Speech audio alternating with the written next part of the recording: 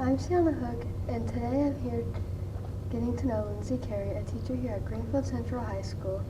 Mrs. Cary, how are you doing today? Hi, thanks. I'm great. How are you? Great.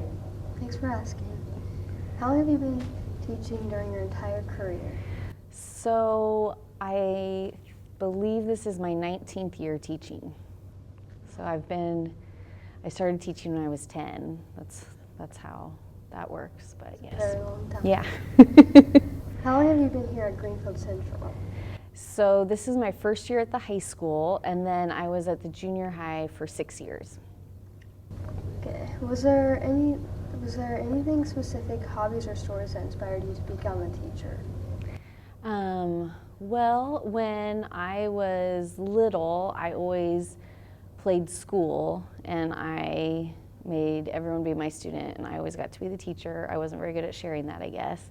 I always wanted to be the teacher, and then some of my favorite teachers were English teachers, and that's what I ended up first being as a teacher. And when I went to college, I wasn't quite sure what I wanted to do, but I took some different classes in different areas, and I went to a career counselor and took a career profile quiz to see what I was best suited for, and teaching was one of the things. So I thought, okay, well, let's do it. That's interesting. And I wanted to do something where I was working with people. I know you were previously a teacher at the junior high. What did you do there? So at the junior high, I taught 7th grade language arts, and then I taught regular classes, and I taught the high ability classes, and then I also taught some classes for kids who were struggling in English, where they had an extra English class to get some extra help. What are some of the major differences from being a teacher at the junior high and then here at the high school? There's a lot less skibbity toilet at the high school, a lot less Sigma, so that's nice. Junior high kids don't really have much of a filter. Sometimes high school kids don't either, but junior high kids especially don't. So you have to have a little thicker skin because they don't think about how what they say is going to hurt anyone's feelings. And they're a little more impulsive, so there's a little more behaviors to try to manage. But then I would also say junior high kids, it's easier to get them actively participating in what you're doing. They're more willing to be a little bit silly for an activity, where high schoolers a lot of times are tired, or they just don't really always want to participate. I know you're currently a teaching pathways teacher. What else do you do here? So I teach those 4 classes, and then I also teach 3 principles of culinary, so the beginning cooking classes. That's fun. Yeah. What are the different responsibilities teaching different types of classes? Okay. So with the culinary classes, there's 2 other teachers that teach the same class. So it's really nice because we can plan together and help each other. We don't have to make everything ourselves. We can do it together. And then the other teaching classes, I'm the only one that teaches them. So I have some materials and things from past teachers that they've given me, and so I've used some of those things, but then there's more of having to make my own resources and plan out my own lessons and things. And then there's more responsibilities with being a fax teacher, because you have to also make sure the kitchen is clean, and you have to make sure the laundry is getting done. And I never thought about how I'd have more laundry to do at work and then go home and do laundry, but we also have cadets that help us with that too. That's nice. Yeah. Did you always know that you wanted to be a teacher? I'm a very indecisive person, so I think I always kind of was leaning towards that, but I was always afraid I would make the wrong choice when it came to time to make my grown-up decisions of what I want to do with the rest of my life. That was really scary to me. So I always was kind of leaning towards that, but I really wasn't sure. I kind of wanted to be a writer, secretly, or maybe not so secretly now. I still want to write a book someday.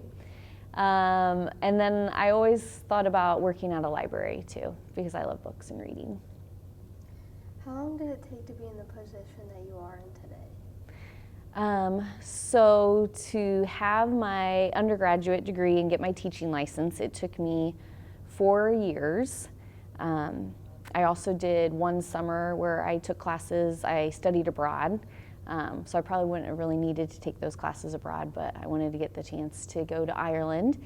So that took 4 years. And then I also have a social studies license, and I took classes so I could also teach social studies. So I probably took like maybe a year's worth of social studies classes. And then I have my high ability certificate. So that was taking a class a semester for a year and a half. And then for my FACS license, I had to study up all the FACS materials last summer and take a test. And then I also had to show that I had worked 2,000 hours in FACS-related jobs. So that took some time to do too. And I guess I did that throughout my career. I just had to go back and find all that information. So quite a long time. Yeah. What do you think is most important to you as a teacher? I guess I just always want my students to feel supported and cared about. Even if they, years from now, don't remember everything I taught them, I want them to hopefully remember how I made them feel, and hopefully they'll be a better person for that too. What was one of the most drastic changes throughout your entire career? Well, when I first started teaching, there were so many teachers. It was really hard to get a teaching job. I would apply for a job and there would be like hundreds of applicants. And at that time, you couldn't teach something unless you majored in that area. So I was gonna get my minor in social studies when I was in my undergrad college, and the professors are like, well, don't bother because you won't be able to teach that if you only have a minor. We only want teachers that have a major in that, a full 4-year degree in it. So I was like, oh, okay. Well then, eventually down the road, there was a teacher shortage. So now, I took enough social studies classes to have a minor, but I also took a test that allowed me to have social studies on my license. And same thing with FACS. I studied and took the test and did a few other things. So it used to be really hard to get to be a teacher, and the jobs were really hard to come by. And now a lot of schools are begging to find teachers, and people can study and take a test and be licensed. So that's a pretty big shift. That's a huge change. Yeah. Is there one major memorable moment or a major success that you are proud of?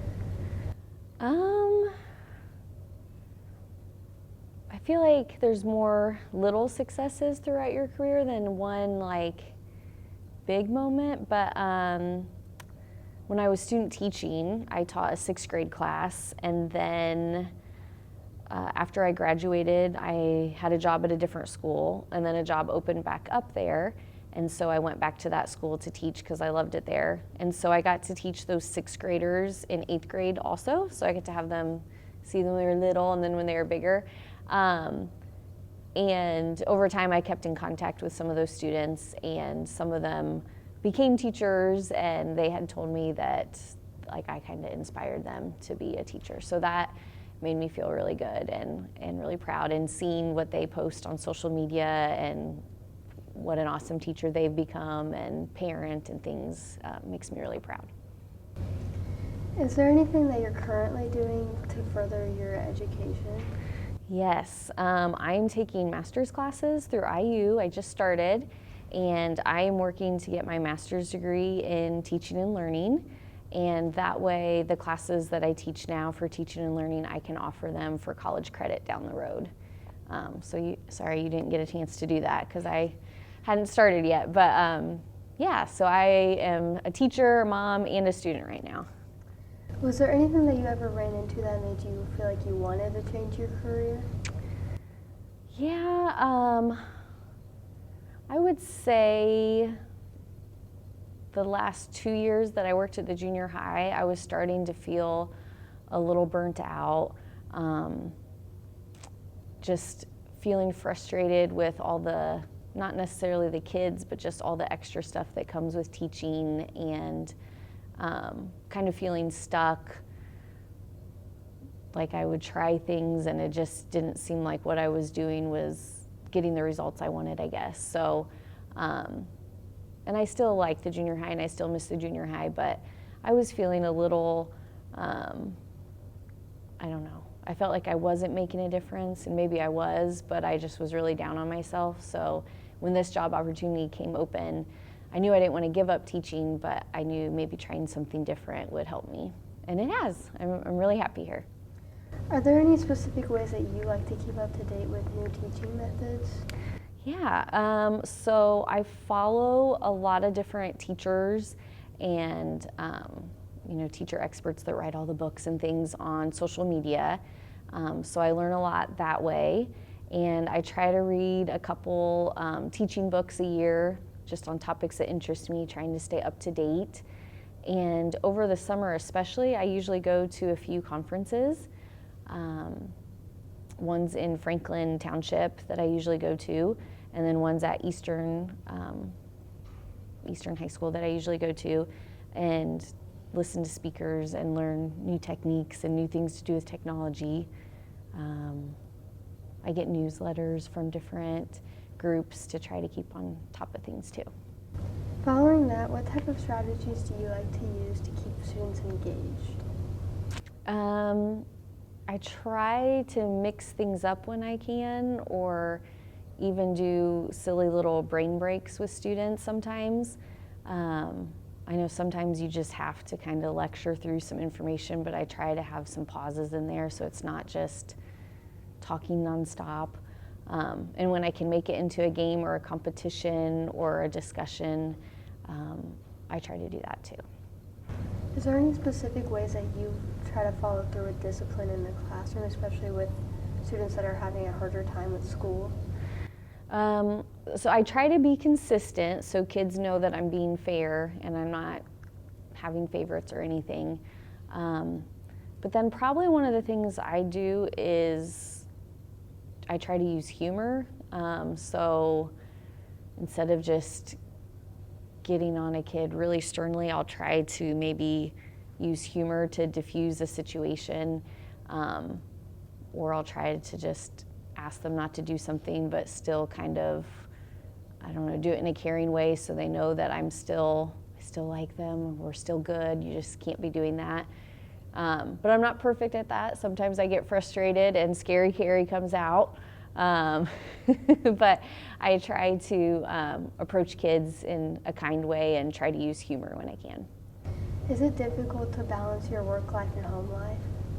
Yes. I always feel like I'm not being a good enough mom, or I'm not being a good enough wife, or I'm not being a good enough teacher. Like, I just feel like there's not enough of me to go around to do the kind of job I want to do with each of those areas of my life. But I try to remind myself that my expectations aren't always reality, and that nobody's perfect. And I try to get as much work done at home as I can, so then when I am home, I'm ready to be with my family.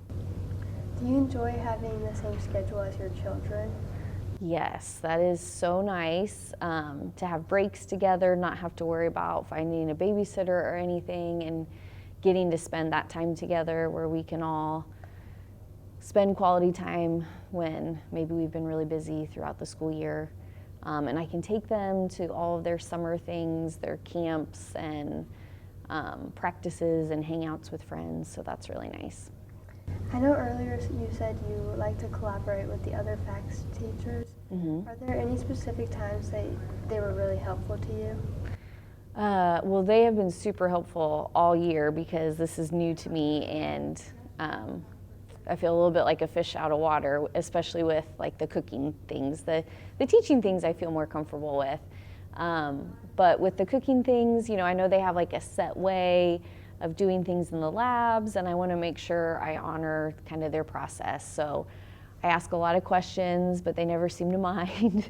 And they're always really helpful when I don't understand something to show me the right way to do something. But I feel like I want to make sure I'm pulling my weight too. So I've created different games and tried to add some activities to what they've done in years past, trying to do my part and help out too. Well, that's all we have for today. Thank you for taking time out of your day to be here and talk with me. Yeah, you're very welcome. Thank you guys for watching. All right, thank you.